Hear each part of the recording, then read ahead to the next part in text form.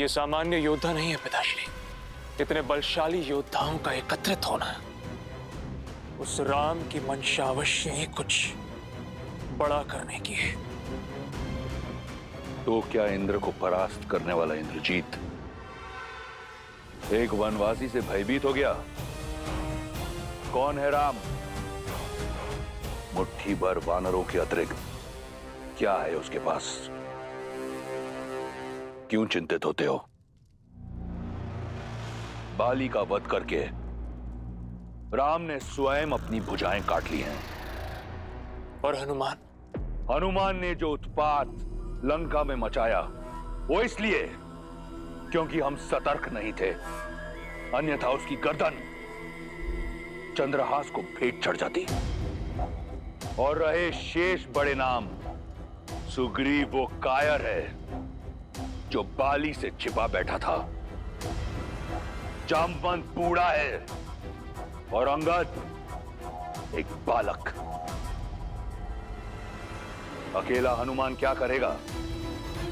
16 कोटि वानरों को अपनी पीठ पर लाद कर लंका लाएगा। राम समुद्र के तट पर बैठा है, उसे वहीं बैठे रहने दो, थक कर लौट जाएगा। सागर पार नहीं कर पाएगा वो, इसलिए चिंता छोड़ दो मेघनाद।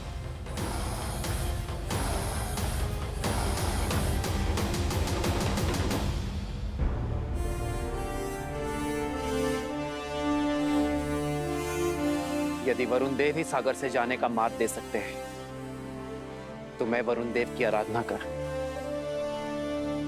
उन्हें प्रसन्न करूंगा, प्रार्थना करूंगा कि वो हमें मार दें। क्षमा कीजिए भैया, परंतु प्रार्थना करने जितना समय नहीं है हमारे पास। हमारे वनवास को समाप्त होने के लिए बस 1 माह का समय शेष रह गया। वहां अयोध्या में भरत भैया हमारे लौटने के दिन गिन रहे होंगे और लंका में भाभी मां सीता। और अब जब हम जानते ही कि वरुण देव उस रावण के दास हैं और लंका के विरुद्ध हमारी कोई सहायता ही नहीं कर पाएंगे, तो फिर उनसे प्रार्थना करने का क्या लाभ है भैया?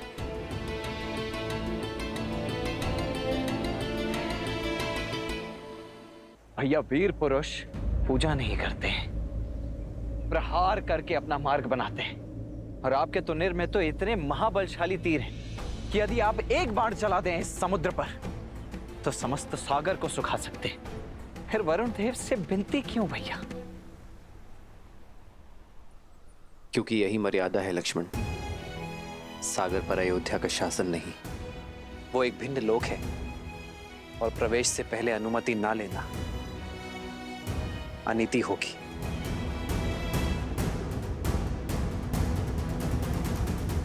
धर्म का मार्ग प्रशस्त करने के लिए मैं अधर्म का पथ नहीं चुन सकता। वो वीरता अधूरी है जिसमें मर्यादा, धैर्य और विवेक ना हो। अपनी इच्छा पूर्ण करने के लिए यदि हम बलपूर्वक किसी को विवश करेंगे तो हम में और रावण में कोई अंतर नहीं होगा लक्ष्मण। और बल से झुकने वाले शीश विरोध में सबसे प्रथम उठते हैं और हमें सागर से विरोध नहीं सहयोग चाहिए। इसलिए हम सागर से प्रार्थना करेंगे। मुझे पूर्ण विश्वास है कि वरुण देव हमारा उद्देश्य समझेंगे और हमारी सहायता करेंगे। परंतु यदि आपकी प्रार्थना के पश्चात भी उन्होंने आपका अनुनय नहीं माना तो? जो हुआ नहीं उसकी कल्पना कर भविष्य नहीं गढ़ा जाता लक्ष्मण। हम अयोध्या की गरिमा का मान रखेंगे और उसके पश्चात कोई निर्णय लेंगे।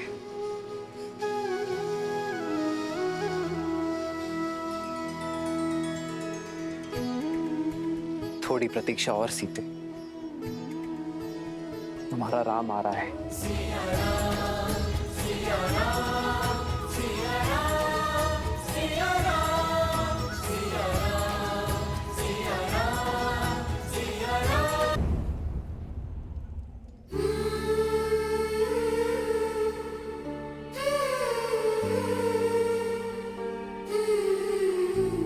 सावधान, लंकापति रावण पधार रहे हैं।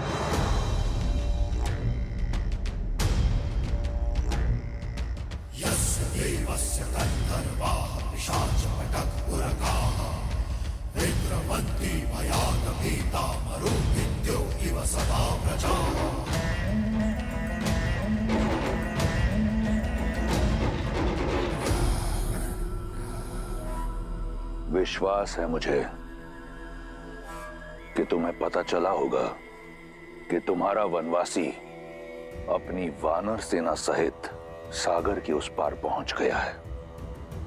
ये जानकर तुम्हारे मन में आशाएं पंख लगाकर उड़ रही होंगी, ये सोचकर कि शीघ्र ही तुम अपने वनवासी का मुख देखोगी। मैं वचन देता हूं कि जब अगली बार हमारी भेंट होगी तो तुम राम का मुख अवश्य देखोगी, परंतु उसके धड़ के बिना।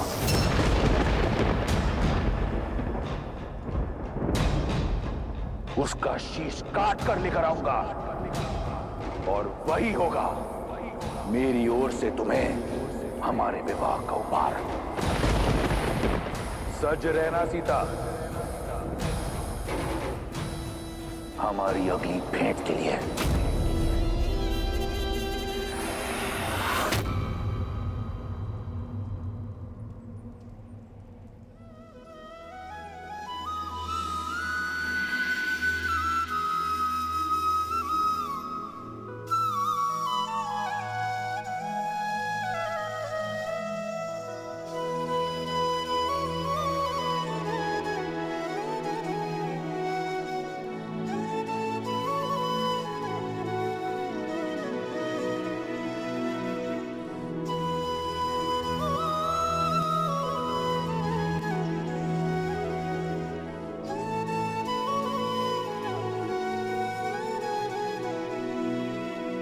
सुनत भी हंसी बोले रघुबीरा, ऐसे ही करब धरहु मन धीरा।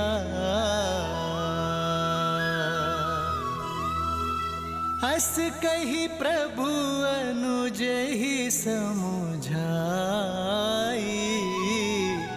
सिंधु समीप गए रघुराई।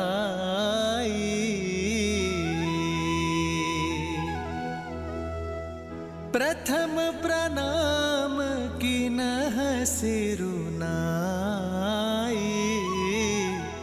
बैठे पुनि तट दर्भ डसाई।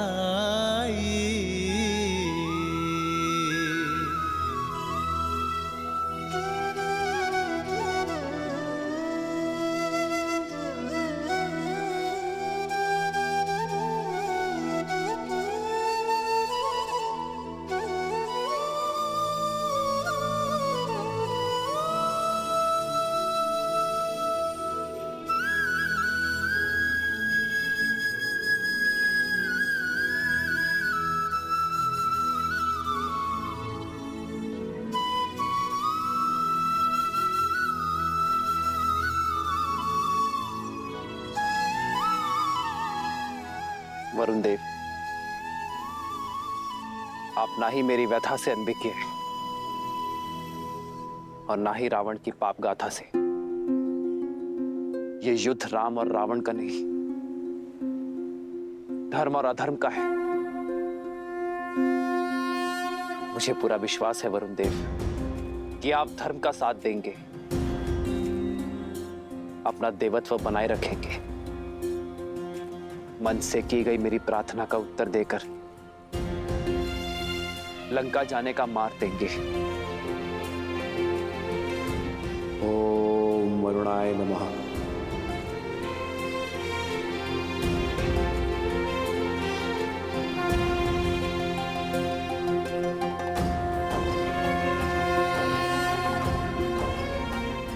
ओम जल बिंबाय विद्महे अनिल पुरुषाय धीमहि तन्नो वरुणः प्रचोदयात्।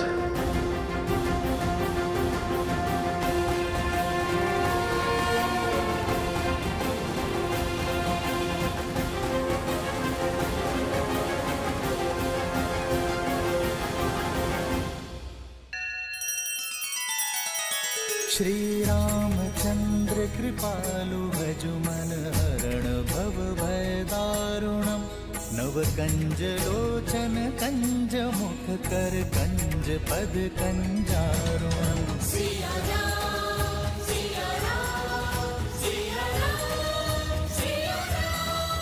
आदर्श और मर्यादा की है ये कथा महापावनम। काट मद श्री से मिला दे श्रीमद् रामायणम श्रीमद् रामायणम। सिया राम सिया राम सिया राम सिया राम।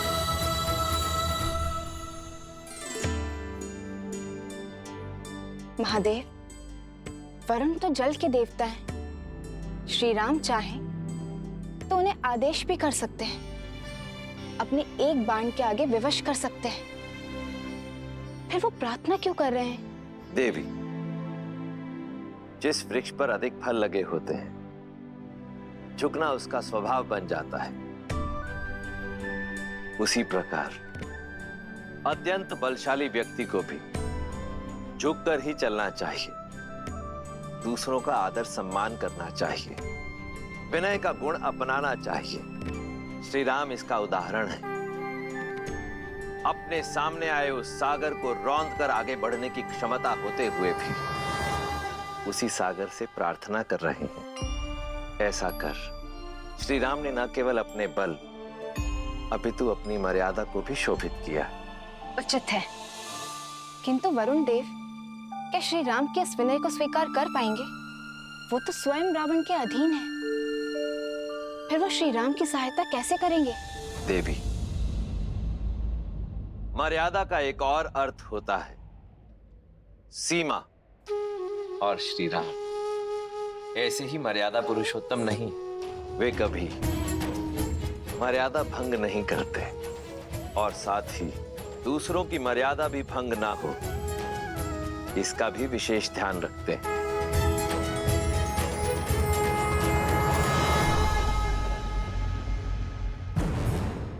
पिताश्री, आपके नेतृत्व में हम यूं चुटकियों में राम और उसकी वानर सेना के अस्तित्व को मिटा सकते हैं, किंतु अपने शत्रु के बल और निर्बलता को जानने में हानि ही क्या है? शूख और सारंग को प्रस्तुत किया जाए।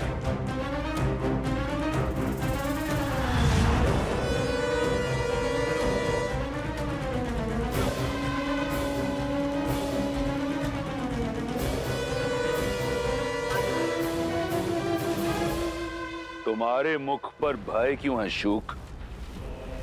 सत्य बोलने की अनुमति है महाराज। महाराज, राम के एक दूत ने लंका को स्वर्ण से भस्म बना दिया। स्वयं राम कितना शक्तिशाली होगा, उसकी सेना में कितना सामर्थ्य होगा, और यदि मैं पकड़ा गया तो ये सोचकर मन भयभीत हो उठा महाराज।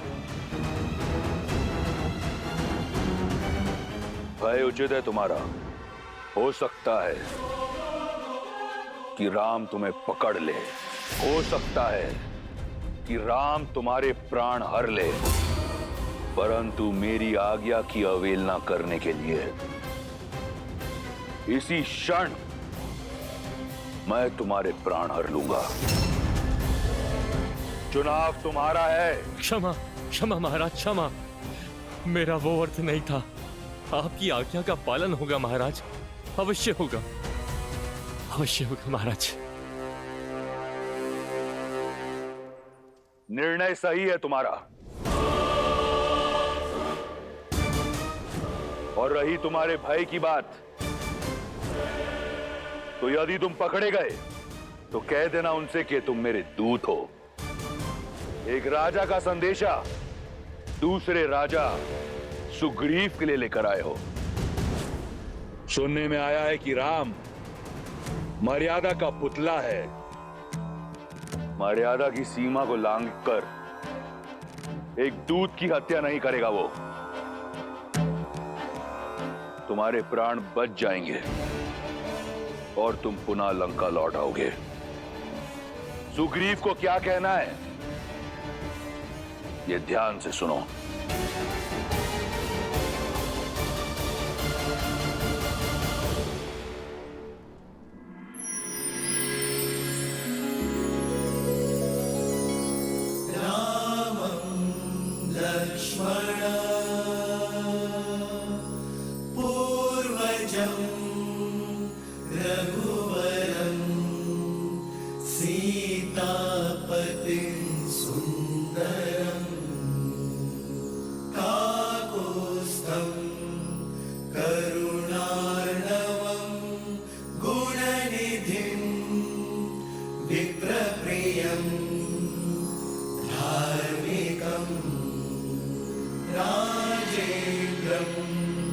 सत्यसंधम् दशरथतनयं श्यामलं शान्तमूर्तिं वन्दे लोकाभिरामम् रघुकुलतिलकं राघवं रावणारिम्।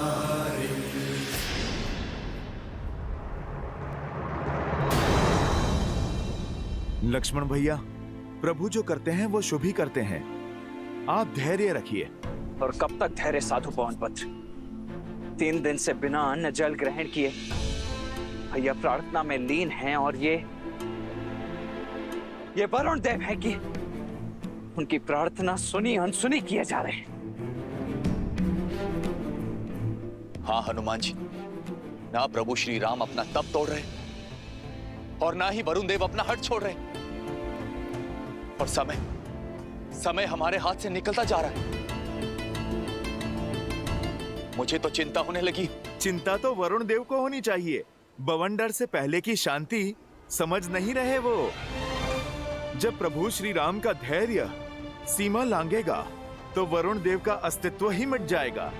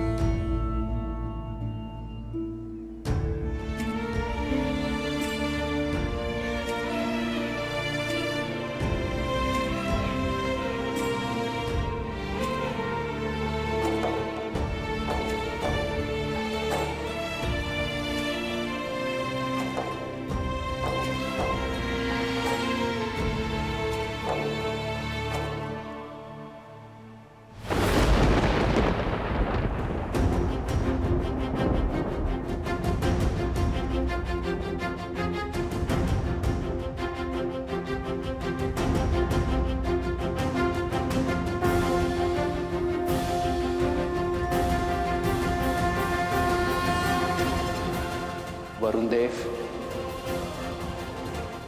काल साक्षी है, इक्ष्वाकु के हाथ सदा देने के लिए उठे, लेने के लिए नहीं। आज पहली बार ये हाथ कुछ मांगने के लिए झुके हैं। मन में आस लिए, 3 दिन से बिना अन्न जल ग्रहण किए, सच्चे मन और श्रद्धा से आपकी आराधना की, आपका सम्मान किया, आपसे सागर पार करने का मार्ग मांगा, किंतु आप मेरे धैर्य को मेरी दुर्बलता समझ बैठे।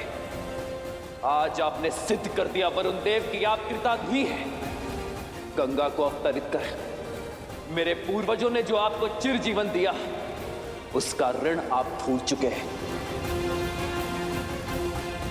यहां उपस्थित प्रत्येक वानर, प्रत्येक व्यक्ति, प्रत्येक सैनिक की आस जुड़ी है आपसे।